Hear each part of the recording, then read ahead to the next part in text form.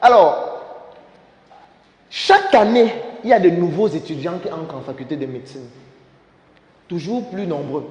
On crée les nouvelles facultés. On vient de créer, on est en train de créer une autre au nord, on est en train de créer, on veut créer une autre à l'est. Ça veut dire que dans très peu de temps, il y aura encore un peu plus de médecins qui vont avoir des diplômes et qui vont sortir chaque année.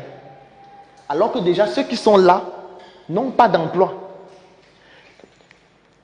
Je vais vous donner rapidement une conséquence grave que ça entraîne. Du moins, une parmi tant d'autres. La première conséquence, c'est que moi, j'ai des collègues qui touchent 50 000 le mois. Ça veut dire qu'ils travaillent de lundi à vendredi. Ils font 2 gardes par semaine. À la fin du mois, on donne 50 000. Docteur en médecine, 7 ans. Pourquoi est-ce qu'on donne 50 000? Parce que c'est un peu comme les bails en salam. Quand il n'y a même pas de pouvoir même surfer sur son téléphone, qu'est-ce que ça entraîne? Ça fait en sorte que les victimes, c'est nous. Parce que quand vous allez arriver à l'hôpital, il y a des choses incroyables qu'on va faire juste pour combler les fins de mois. On va vous prescrire un examen qui ne sert absolument à rien parce que chaque fois qu'on prescrit ça, on a 30%. On va vous prescrire des médicaments qui ne vous servent à rien parce que chaque fois que je vous prescris le médicament, j'ai 500. J'ai assisté un jour à une conférence d'un laboratoire de la place ici à Yaoundé, je ne vais pas citer le laboratoire, qui avait invité les médecins pour présenter un nouveau médicament. On arrive dans la conférence, il y avait pratiquement 120 médecins. Et puis, la dame qui était responsable du laboratoire est devant et commence à présenter le médicament, la molécule, etc. Ce qui se passe, c'est que, déjà avec tellement d'erreurs dans la présentation et tout, mais bon, ce n'est pas ça le plus important. C'était un médicament qui, selon eux, permettait de restaurer le système immunitaire des patients qui souffraient de sida. Pendant sa présentation, il y a quelque chose qui m'a choqué. À un moment donné, elle dit que je sais qu'au Cameroun, c'est difficile. Je sais que les médecins, vraiment, le traitement salarial n'est pas bon, les emplois et tout. Mais on a quand même prévu quelque chose pour vous. Chaque fois que vous allez prescrire ce médicament, vous aurez 500. On va vous donner des facturiers qui ont des souches à chacun qui souhaite utiliser le médicament.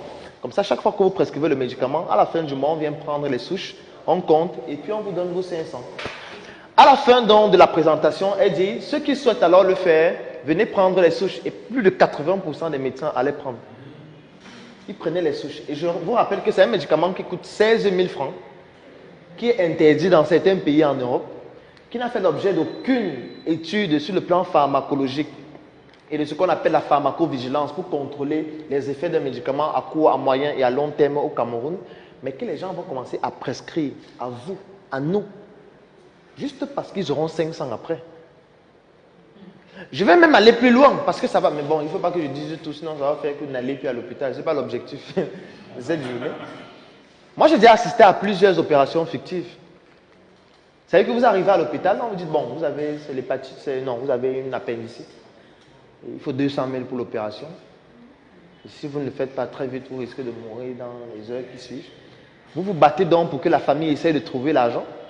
Vous prenez l'argent, vous donnez, on vous amène au bloc, on fait une incision, après on referme et puis on vous renvoie en salle. Moi, j'ai déjà assisté à ça plusieurs fois. Je vais même encore un peu plus loin.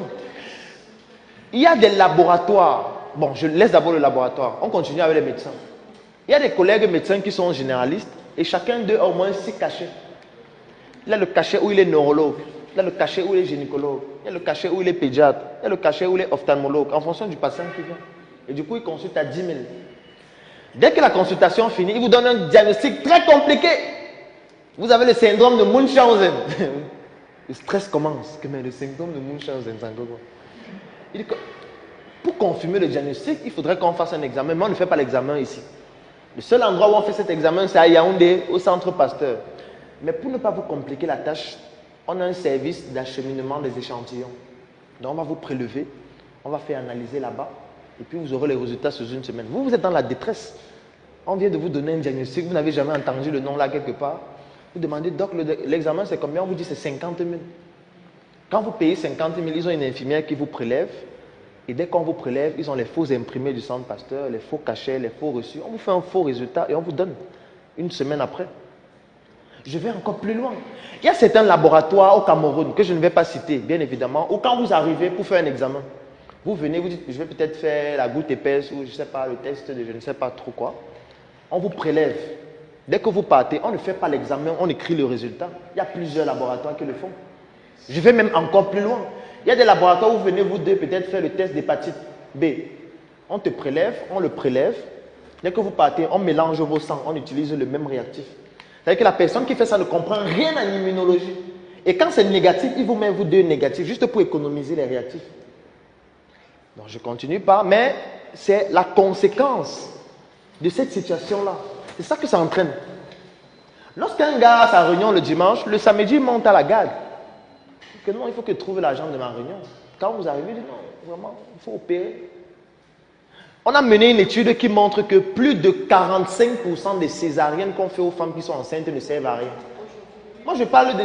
Parce que quand on parle, vous avez l'impression que c'est dans l'espace et que ça ne vous concerne pas. Vous arrivez à l'hôpital, vous êtes enceinte, vous pouvez accoucher par voie basse, mais on essaye de trouver des raisons pour que vous passiez à la césarienne. Parce que ça fait en sorte que le médecin a des quotes-parts à chaque fois qu'on vous opère et que l'hôpital fasse plus d'entrées.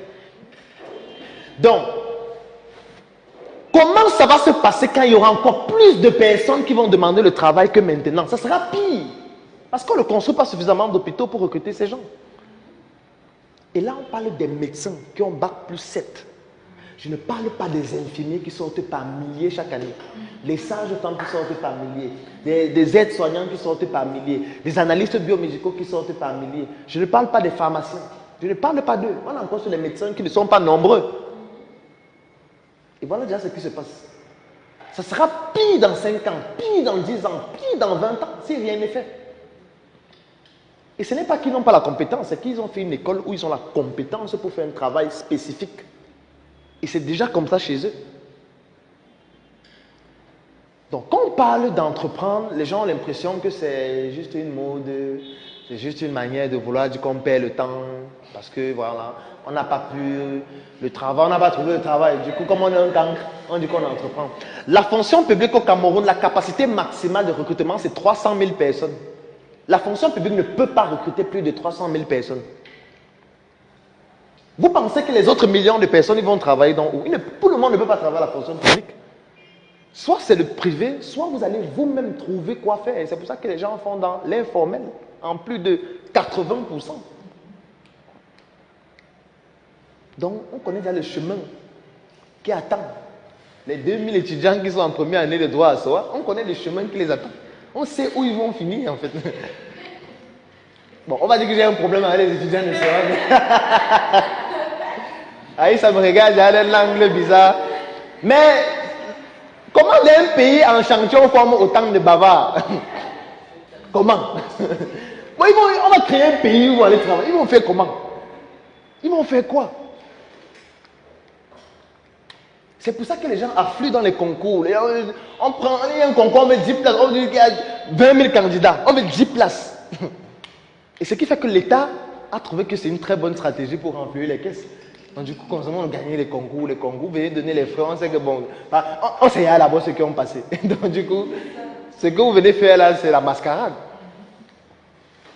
Imaginez donc ce qui va se passer bientôt. Parce que la population ne fait que s'agrandir. Ne fait que s'agrandir. Les enfants vont de plus en plus à l'école. Les enfants ont de plus en plus de diplômes. Les parents poussent de plus en plus des enfants à avoir le maximum de diplômes. Et quand ils ont le maximum de diplômes, ils sortent, il n'y a rien à faire. Et que le grand banditisme va devenir exponentiel bientôt. Parce que voilà les conséquences que ça va entraîner. Il y aura des conséquences sur le plan social, conséquences sur le plan environnemental, conséquences sur le plan économique. Mais sauf que pour les autres, c'est intéressant. Pour les autres qui sont dans les industries, pour les autres qui ont des entreprises, c'est intéressant. Parce que plus la population grandit, plus ce sont des consommateurs qu'il y a. Ça veut dire que plus de personnes qui vont consommer nos produits et nos services. Choisissez donc de faire partie de ceux-là qui vont bénéficier du fait que la population ne fait que grandir et non de ceux qui seront la victime. Si vous êtes dans une forêt, vous choisissez d'être le lapin ou le lion. Moi, je choisis d'être le lion. Hein. Mieux, c'est moi qui mords. Moi, je ne veux pas être mordu. Si je peux mordre moi-même, je mords. On dit que mordre, ce n'est pas bien. On ne veut pas, c'est le péché. Vraiment. Je préfère mordre et que ce soit un péché que d'être le lapin et aller au paradis. En tout cas, pour le moment. Donc, j'ironise un peu, mais c'est la problématique qui est actuelle. C'est la problématique qui est actuelle et qui est extrêmement délicate et grave si rien n'est fait. Ça fait partie des enjeux de l'entrepreneuriat et c'est pourquoi il faut absolument pousser les gens à entreprendre. Si tu as aimé cette vidéo, alors tu vas adorer mon coffret VIP. Le coffret VIP, c'est 200 heures de vidéos, 17 formations pour te permettre de plonger en immersion dans l'univers entrepreneurial et développer tes performances. Et ce n'est pas tout, parce que ce coffret VIP te donne aussi droit à une adhésion de 3 mois dans le Claudel Noubissier Business Group, qui est un groupe business qui comporte plus de 1000 membres pour te permettre de gagner des marchés, trouver des partenaires et même des investissements dans tes projets. Si tu es intéressé par cette opportunité, clique sur le lien dans la description de cette vidéo ou tout simplement contacte-nous afin de pouvoir bénéficier de cette opportunité exceptionnelle. Rendez-vous dans le Claudel Noubissier Business Group.